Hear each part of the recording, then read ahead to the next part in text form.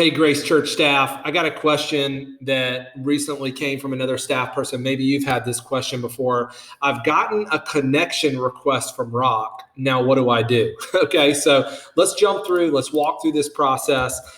Here's a guy by the name of Adam Choate. Let's just say you got a connections request and Rock says, hey, man, there's this guy named Adam Choate. He's completed a connections request. Well, first of all, I'm going to his page. I can see a couple different things. It looks like he has completed discovery.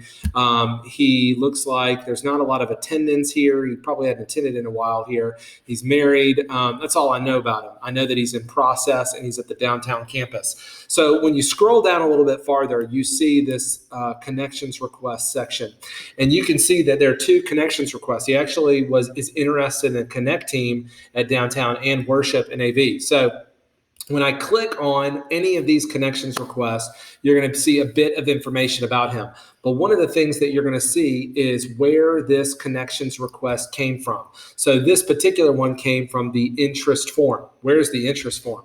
If you go to our website, if you go to any of our campuses, and I've chosen downtown here, and I scroll down a little bit down the page, you're going to see there is a serving opportunities section, and there's something called an interest form. If I click on that form, it's going to take me to this form right here. If they are logged in, it populates their information. If they're not logged in, they, of course, have to fill that out. And you can see, like Christopher Rivers here, if he was filling this out and he chose, hey, I want to get involved in setup and teardown. I want to get involved in Mosaic, and click submit. When that process happens, that's what you're getting is an email confirming that you have a new connections request. So in this case, Adam has got a new connections request. This was the connector is Edward Hetzel, and you can see that he's interested, not really sure where to start with serving, but would be interested in being more involved. Okay, so this is where you see that, and then of course you now can follow back up with them,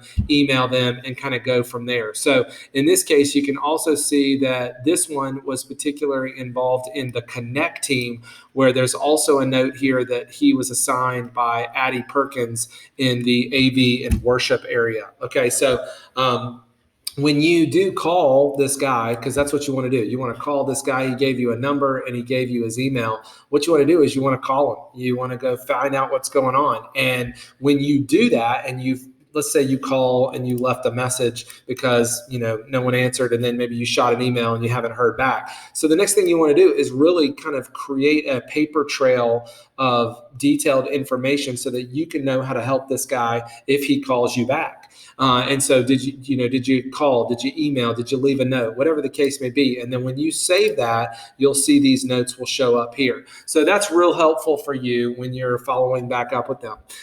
In this case, what I'm probably going to do is change no contact to in process. How do I actually do that? Well, I'm going to click on this little edit box, and I'm going to come up here to the state. I might change that in a minute, but what I want to do first is change the status. So I'm going to change this to in progress because that's what it is. I've initiated a conversation with him.